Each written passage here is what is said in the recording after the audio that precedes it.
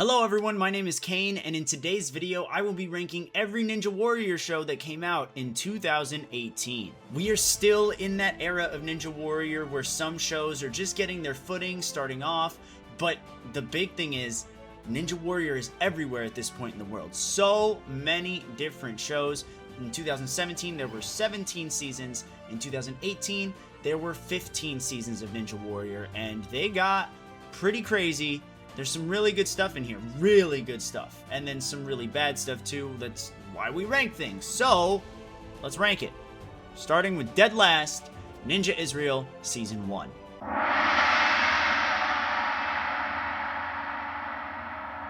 Ninja Israel is one of the most impactful ninja shows in the world because it provides some of the world's best athletes. The Israeli ninjas have become so talented, and this is their humble, very humble beginning. Because while this did provide one of my favorite ninjas from that era in UniversalTuber, who makes it pretty far, the show is just not good. There's a lot of interviews. In fact, there's 3 separate interviews, and Ninja Israel does this throughout its entire show. There's a profile piece, there's an interview with the hosts on a set elsewhere, there's an interview with the start line, then they run, then they do a replay of the run, and then they do a post-run interview.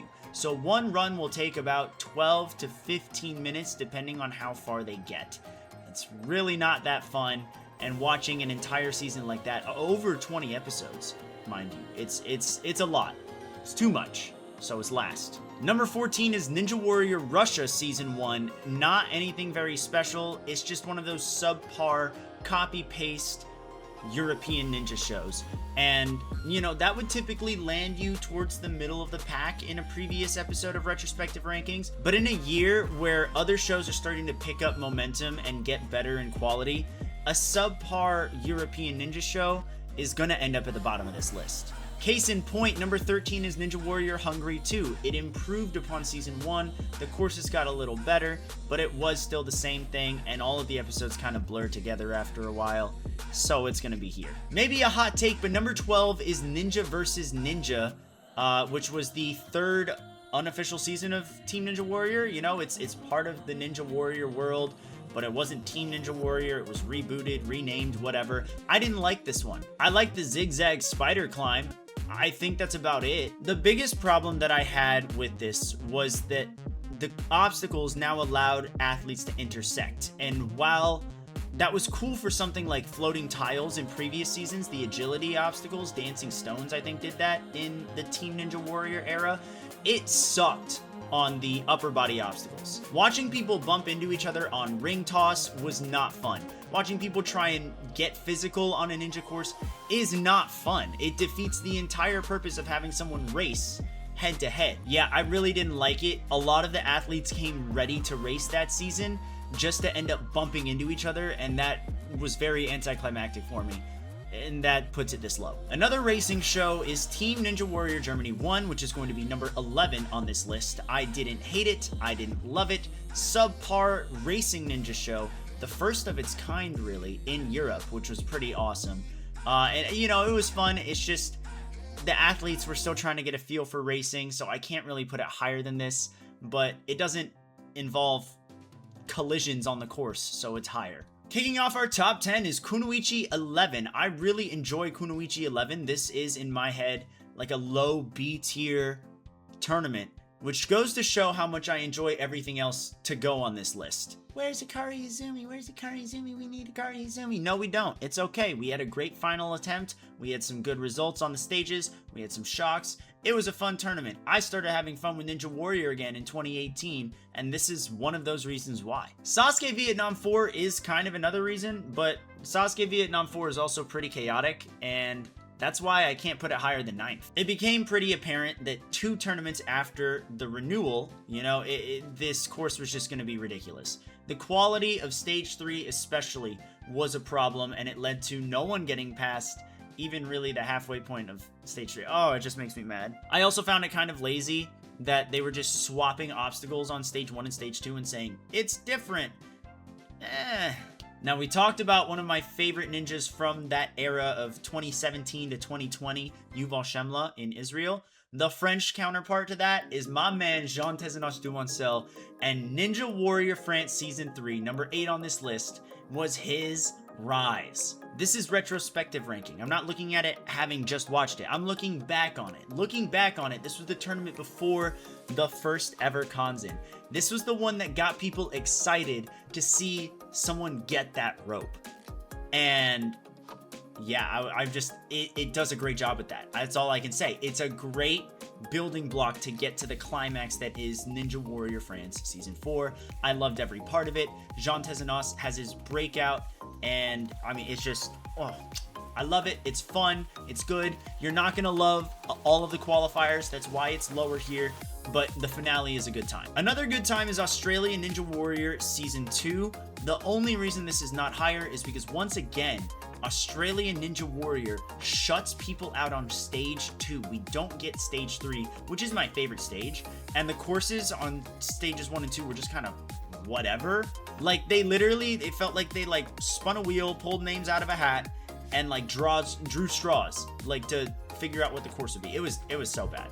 But qualifiers and semifinals were electric. History being made. So many stars become stars by showing their consistency in this season.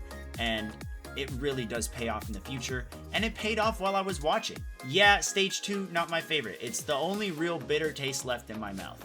But still a good time. Had fun. Another one I had fun with was Ninja Warrior Spain Season 2. This was one of the more well-rounded results-wise tournaments that I've seen in Europe, at least in this point in time. It was a lot of fun.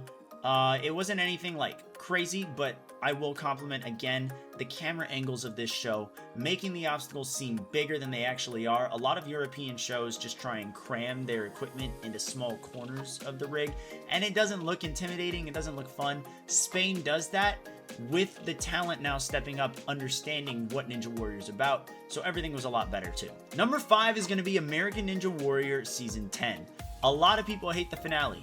I personally hate the finale. I completely despise that it's a race to the ultimate cliffhanger at the end for stage 3. I hate that Wingnut Alley is back. I've never been a Wingnut Alley fan personally, so screw that. But honestly, A&W 10 had some fun qualifiers and semis, and the introduction of the Mega Wall was huge. I loved it. I was actually rewatching some of it just a couple weeks ago with Sasha, and we were both having a really good time. Again, not the biggest fan of the final episode, but every other episode I found multiple things to enjoy about it. So here we are. Number 4 is Ninja Warrior UK 4, which I wasn't expecting to put this high, but here we are. UK 4 is the first truly consistently good season of Ninja Warrior UK, and I will die on that hill. It is so fun. We get better results, we get more serious commentary, we get the joke competitors still, but they're now balanced more lightly, the same way Sasuke balances the joke competitors in the beginning, and then it gets more serious as you go down the line.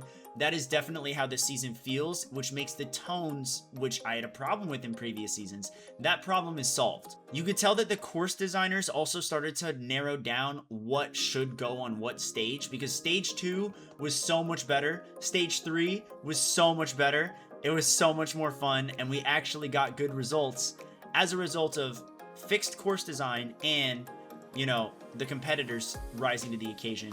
I really did think that someone was going to achieve total victory in this tournament, and when it didn't happen, I was very surprised. But still very solid, had a lot of fun with it. Along the same lines of improvement and praise is Ninja Warrior Germany Season 3, which is taking the bronze for 2018. This gave me hope that we would actually see a total victory very soon in Ninja Warrior Germany, while making stage 3 actually terrifying. Ninja Warrior Germany 3 showed that they were unafraid to make the courses harder and force the hand of the competitors. And it was at the right time, because we did still get a final stage attempt in one of my favorite competitors from that era, Alexander Worm. Also shout out Kim Marshner. The qualifiers and semis were actually a lot of fun. They started to really hit their stride. You could tell 3 times in now, the competitors and the crew just got more comfortable with the courses, and it showed in the results, it showed in the quality and safety of everything, it showed in the design of these stages, and I really enjoyed it, so I was taking number 3. Number 2 is the tournament that revived my hope in Sasuke 35. Obviously, the big story is the introduction of the Dragon Glider. That was a huge turning point, and the shortening of Stage 1 having it end at the Warped Wall. That really did set the tone for, it's the same, but it's different.